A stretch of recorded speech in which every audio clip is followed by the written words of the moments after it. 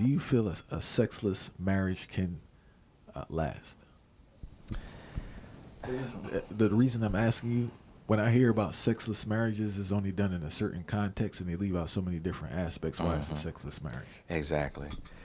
Yes, it can last because there are several reasons. And when we say sexless, what they really mean, well, in some marriages, it's literally sexless. Like they don't have any sex at all. Maybe once a year, twice a year. My wife told me she saw some ladies post that on TikTok that they've had sex twice a year.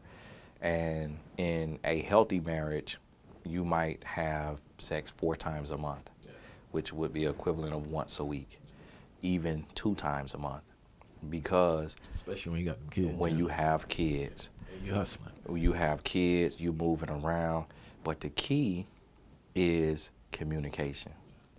So I seen this lady, she was like a sex therapist or something, and she was saying that she makes time to have sex every day with her husband, because if she doesn't, they lose connection and their marriage starts to suffer.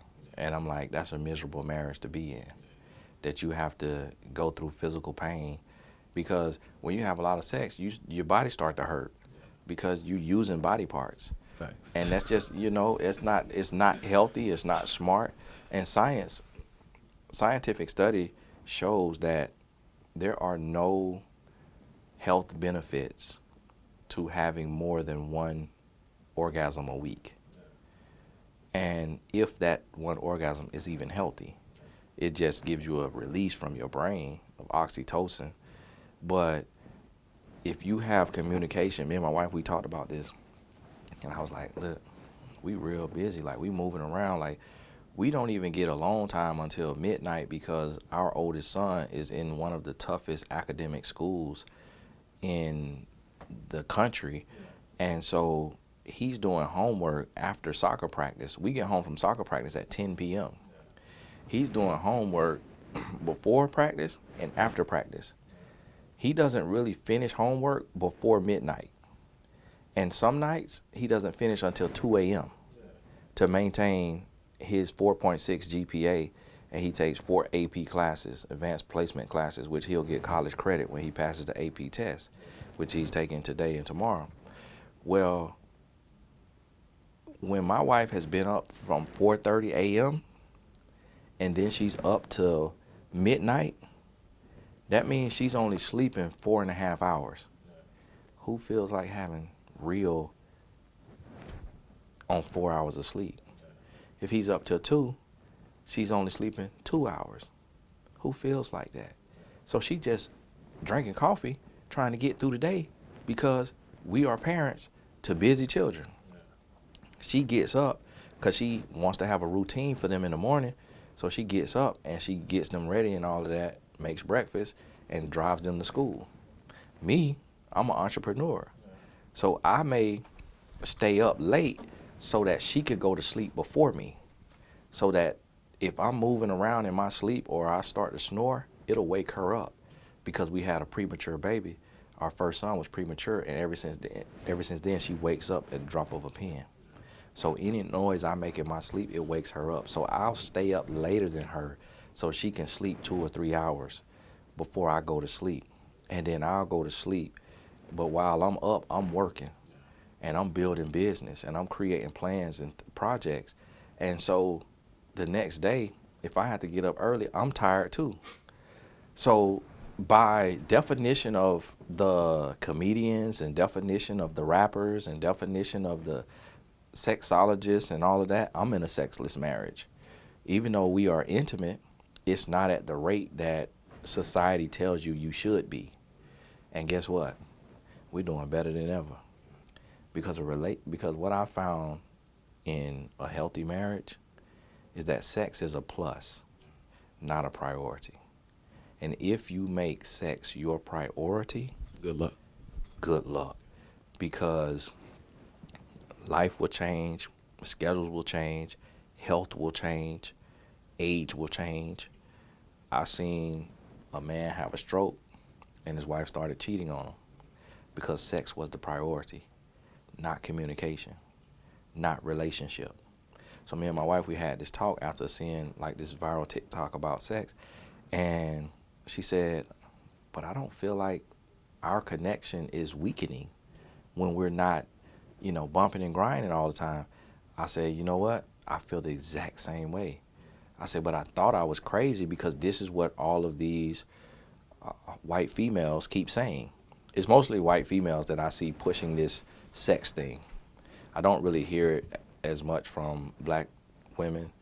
I mostly hear it from white women who are sex therapists, sexologists. But I know from my experience that demographic of women are also far more promiscuous than the average black woman. But that narrative is going out and it's spreading like crazy to where people feel like their marriage is broken if they're not bumping and grinding every week. And not even every week, but every day or every other day. When we've had spells in our marriage to where we don't have sex for 3 weeks. It's probably even been a month before. And also what I learned is my wife, she fell in the gym one time. I don't know if she was on the Stairmaster or the treadmill doing backward stuff. She was competing. She was bodybuilding, not like the muscular one, but the bikini division. And she fell and she hit her tailbone. And when she hit her tailbone, it was a little small cut just from the friction. Well, it got infected. She had to have surgery. So she had to have surgery. She was out for 12 weeks. No sex. If sex was my priority, I would have dove into nasty stuff on the phone. I would have cheated on her. But because that wasn't a priority, we still was able to go on like nothing happened. Build even stronger. So true love making is not physical. It's mental.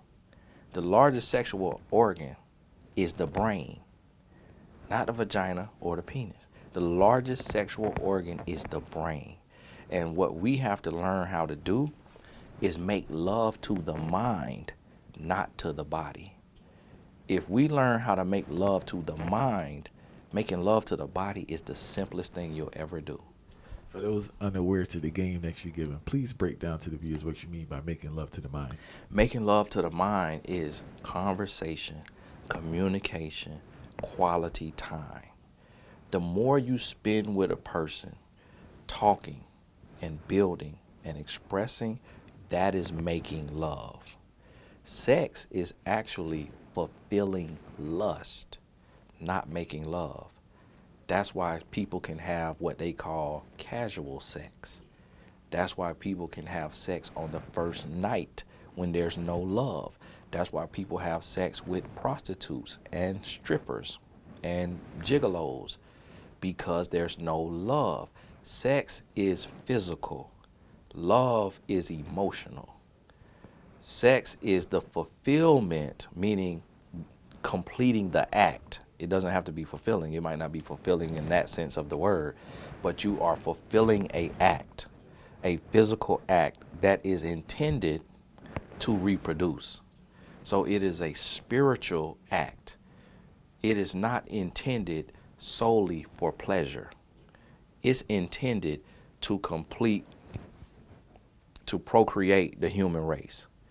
And people have made that their priority, and they've become a slave to a process that is solely for reproduction, because it's not always pleasurable for the man, nor is it always pleasurable for the woman. It is to reproduce. And if the mind has been made love to, then it is pleasurable. But sex in itself, in and of itself, is not pleasurable.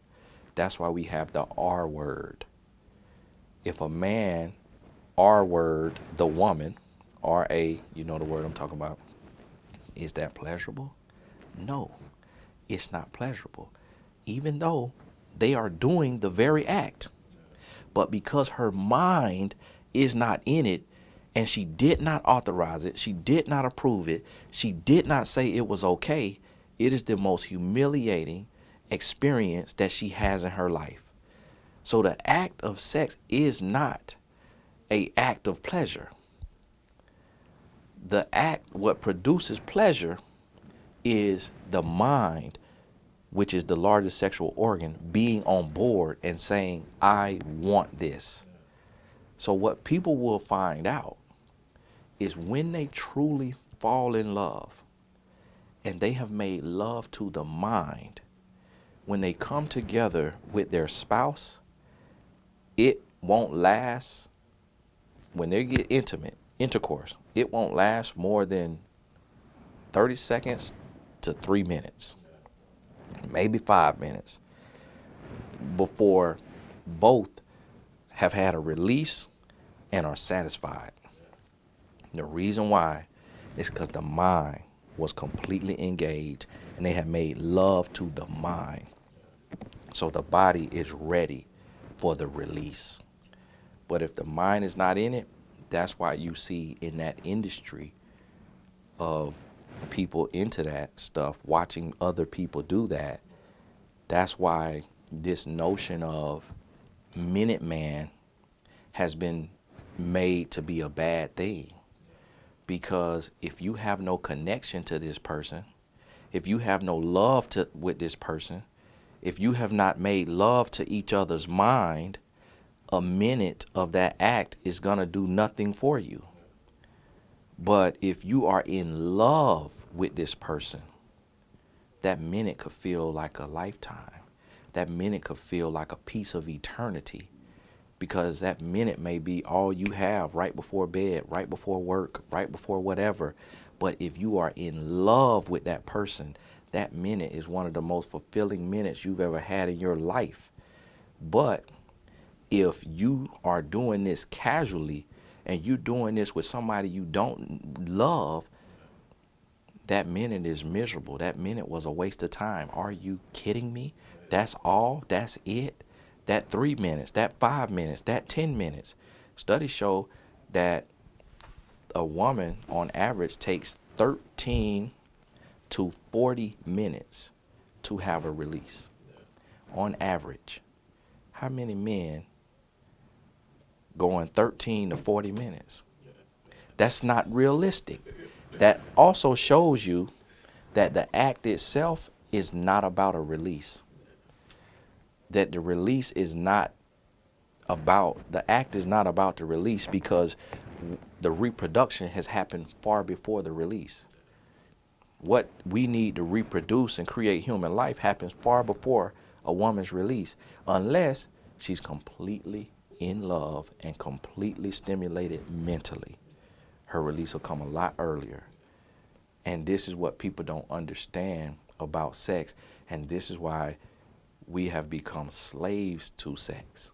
And this is why we live in a perverted society that is becoming incapable of real relationship and healthy relationship and long-lasting relationship, because we are giving power to something that wasn't intended to have this type of power over our minds and over our lives and our marriages.